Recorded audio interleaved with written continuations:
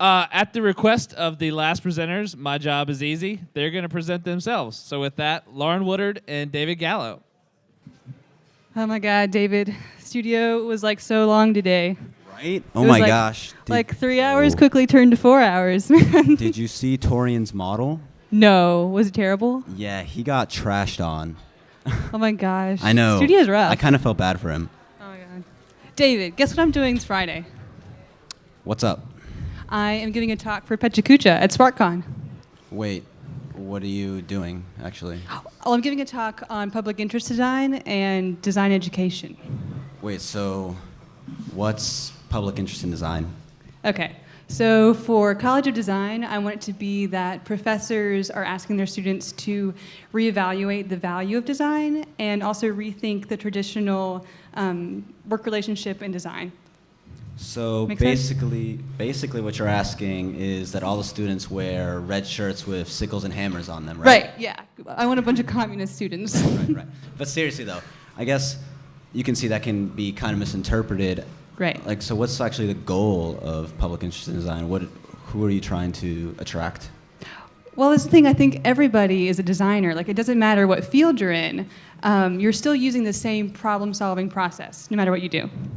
Right. So, like, it doesn't matter whether you're a businessman, artist, engineer, or whether you're just trying to figure out what to wear. You're sort of engaging the same process. Right. And most of us don't even realize what we're doing it. Yeah, like, I think getting dressed is a great analogy because you like go out into the world, you look at magazines, you see street style, and then you go and try things on, right? And you ask your roommate, you're like, does this look really crazy? And, you know, it's learning, but it's learning through making.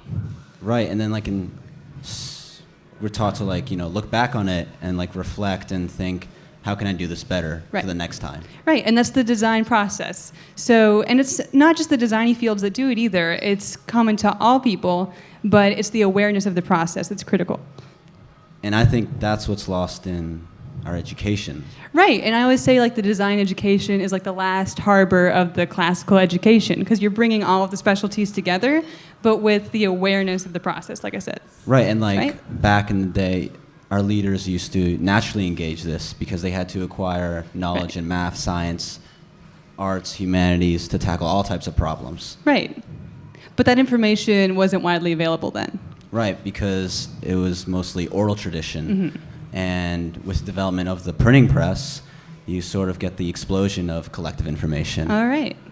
So with that, you also get the explosion of different types of information as well. So it's almost like everything's being specialized. Right. Okay, so you're saying that with specialization of information, no longer can one person have all of the power. So it's like no more Da Vinci's. Like there's too much information and too many types. Right. And then almost with this division of information, you get new organizations of social strata. Right. So with giving people more information, you give them more power. So from slavery to feudal system to capitalist system. Right. Okay, so what you're saying is all the businessmen have the power now? Well, it's not exactly like that. It's more like you have a division between the ruling class and the people who rise from the common man, businessmen. Okay. Right. So what happens to knowledge with like the split? Then what happens? Well, I think that there's a new emphasis on just math and science. Okay. Because of the Enlightenment period, there's just logic and there's an emphasis on logic and reasoning. Yeah. And then from the capitalist system, the goal is to get more profit and more profit. Right.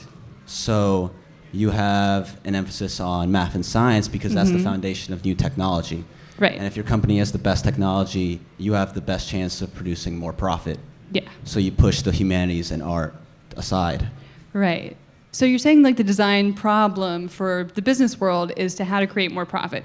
But then I think like design has been brought into that these days because whereas before, like you're saying, it was math and science, now what you've got is businesses bringing in design in order to market and like compete. Right, like Apple and all the car commercials. Right. But I think that also that's where a lot of the world's problems get swept aside because businessmen aren't asked to reflect, like we've been talking about, on the problems of the world. They're only reflecting on the problems that create profit for them. Exactly. Right? So, like, what do we do about that? Well, I think we have to remodel the education system. Right. Because most of us just go through the education system and we don't have time to reflect on ourselves and on the way we view society as a whole. And so a lot of us are taught that success is equated with getting high test scores on math and science. Silly. And the electives like music and art are just pushed aside. They're not really emphasized. And then critical thinking in literature and history isn't as important as, taking a class in AP calculus or AP biology. Right. So I think re-emphasizing a balanced model with the collective mindset that we're all engaging the same types of problem solving. Right. So, okay, so what you're saying is that students should be taught of a sort of appreciation for all of the specialties and then also awareness that they're working under a common process. Right. Right. So the interesting thing, though, is that this is all happening naturally. Right. That this idea of mass communication that started with the printing press what resulted from that was the Enlightenment. Right. And keeping that in mind, we see that the internet is just a full blossoming of that idea of mass communication. Right, so way more information. So if the printing press led to the Enlightenment, what is the internet going to lead to? What is it going to lead to? Bum, bum, bum. So I'm David Gallo. I'm Lauren Woodard. And that's change you can understand. Yeah.